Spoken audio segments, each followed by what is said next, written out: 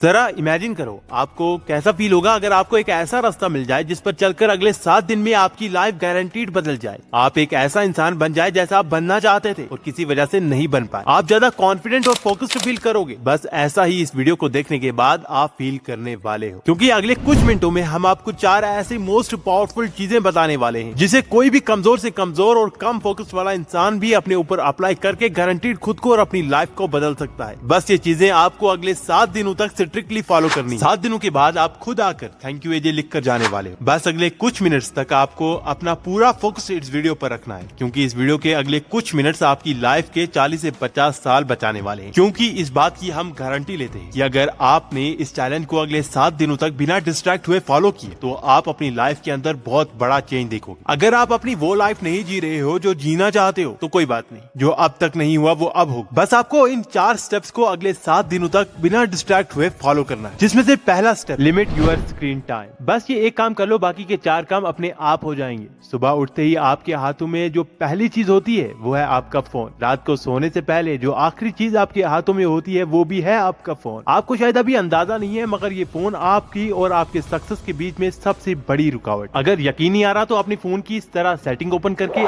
Average screen time जरा check करें। अगर 2-3 घंटे से ज्यादा है तो जान लीजिए कि आप बहुत बड़ी मुसीबत में। आधा दिन एक स्क्रीन को देखते हुए बिता देना, यही सबसे बड़ा रीजन है कि आप किसी भी एक चीज पर 15 मिनट से ज्यादा फोकस नहीं रहे। यही रीजन है कि अभी ये वीडियो शुरू ही हुआ है, आपको इसको बंद करने का या कोई और वीडियो देखने का मन कर रहा होगा। आपकी नींद की क्वालिटी खराब होती जा रही है, सर दर्द, गर्दन दर्द, एंजाइटी और हर टाइम लो एनर्जी और लेजी फील करना, इस सब की जड़ है यही स्क्रीन, आपका फोन। एक टाइम था जब हम कह सकते थे कि ये फोन हमारी लाइफ को बेहतर बनाने के लिए है, पर अब नहीं। ये फोन हमारी लाइफ को बद से बदतर बनाता जा रहा है। आज के टाइम पे जिस भी इंसान ने अपना फोन छोड़ दिया वो बाकी के 90% लोगों से आगे बढ़ सकता है। अब बस अगले 7 दिनों तक, बस 7 दिनों तक अपने मोबाइल को ऑफ कर साइड में रख दो और देखो कि कैसे सारे काम होते हैं। आपका फोकस आपके गोल की ओर बढ़ जाएगा। आपकी स्लीपिंग हेल्थ, आपकी मेंटल हेल्थ, फिजिकल हेल्थ सब बेहतर होने लगे। अगले 7 दिनों तक जो आपको स्टेप नंबर 2 फॉलो करना है वो है नो फैब। क्या नो फैब एक मिथ है? क्या ये असल में काम करता है? क्या मास्टरबेशन करना हेल्दी है या नहीं? बहुत से सवाल, लेकिन जवाब सिर्फ एक कि इतना मत सोचो यार, वरना सोचते ही रह जाओगे और कुछ कर नहीं पाओगे। नो फैब करने से फायदा होता है या फिर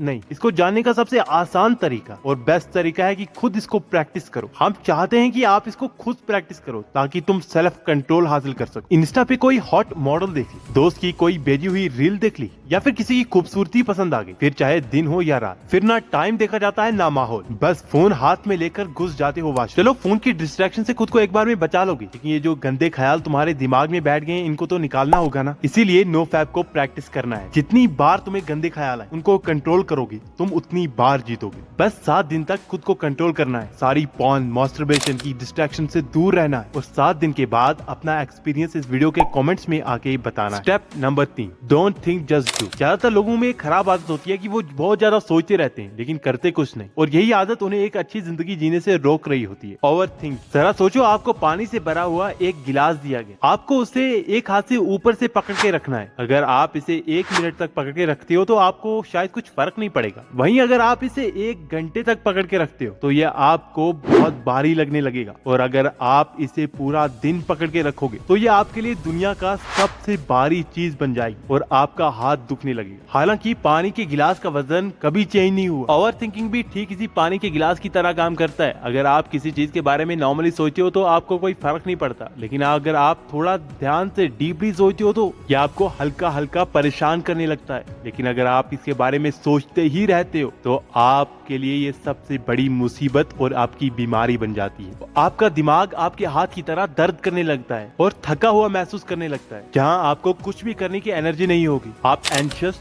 और डिप्रेस्ड फील करने लगोगे। अगर आप खुद को बदलना चाहते हो तो इस आदत को खत्म करना पड़ेगा। इन चैलेंज के 7 दिनों में आपको ये ट्रिक अपने ऊपर अप्लाई करनी होगी। जब भी आप खुद को ओवरथिंक करते हुए पाओ, बस आप 5 मिनट का हल्का सा ब्रेक लो, अपने दिमाग को रोको और उल्टा 5, 4, 3, 2, 1 की गिनती करो और खुद को कहो कि डोंट थिंक जस्ट डू। इसे मेल रॉबिन का 5 सेकंड का रूल कहा जाता है और जो काम कर रहे हो उस पर वापस से लग जाओ। आप अपने आप को काम में जितना बिजी रखोगे आपकी ओवर थिंकिंग उतनी ही कम होती जाएगी। अब बस जितना मौका देना था दे दिया, अब इसे मौका ही मत दो। आज तक जितना सोचना था सोच लिया, अब बारी है एक्शन लेने की। Step number 4, be mindfulness. देखो ये जो भी स्टेप्स मैं आपको बता रहा हूँ ये जितने सुनने में आसान लग रहे हैं बिल्कुल उतने अपने ऊपर अप्लाई करने में भी आसान है। बस आपको ध्यान से सुनकर अगले 7 दिनों तक अपने ऊपर इनको अप्लाई करना है। जैसा कि अभी हमने जाना कि ओवर थिंकिंग एक बीमारी है, हम खुद को बिजी रखकर इस बीमारी पर काबू कर सकते हैं, लेकिन माइंडफुलनेस इसका परमानेंट इलाज। अगर आप इसे अगले 7 दिनों तक कंसिस्टेंटली प्रैक्टिस करते हो तो अगले 7 दिनों के बाद आप अपने अंदर बहुत बड़ा चेंज देखोगे। इसे अगर आप प्रॉपरली मास्टर कर लो तो फिर आपके लिए मेंटली कोई भी चीज इम्पॉसिबल नहीं रहेगी। ये बातें